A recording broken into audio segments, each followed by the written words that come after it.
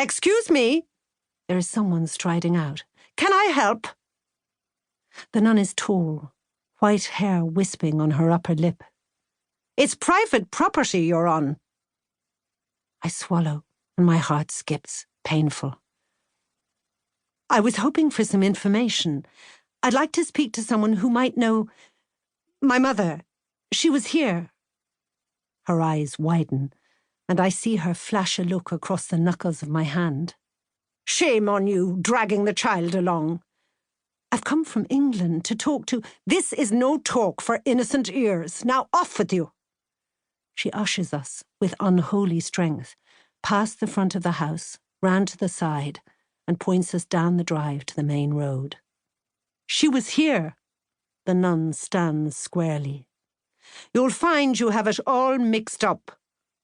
My blood rises, and I'm swirled round in a sea of red. And so was I.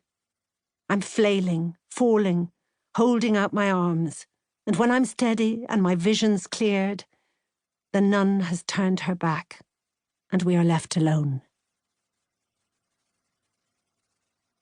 Aoife, 1939.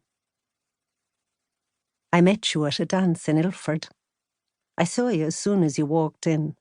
Black hair, the curls oiled down, the flash of your green eyes. I was there with Clifford Bray, but as soon as he released me to step outside and smoke, there you were at my side. Cashel Kelly. You put out your hand, and I took it as the music started.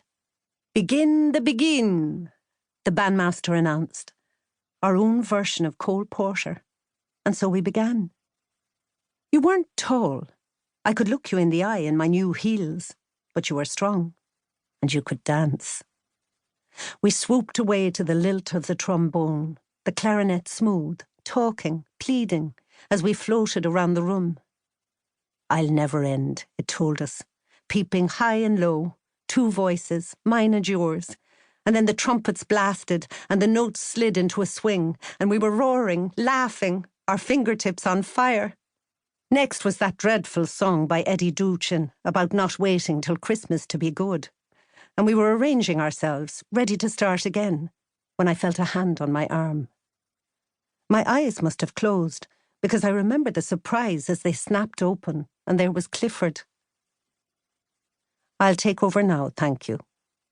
Cliff was always the gentleman, always polite. I think I only agreed to marry him because he asked so nicely, but politeness, that was never your style.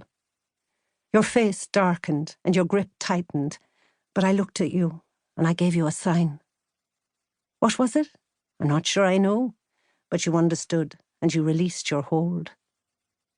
Who's your new friend? Clifford held me stiff and disapproving as we clinked round the room. Just someone. How could I explain? Someone I know. We left early. Cliff was working the next morning, and he wanted to drop me home. I had a room with Mrs. O'Shea on the Broadway, and he had to get to Epping, where he lived with his mother. I didn't see you again till the new year.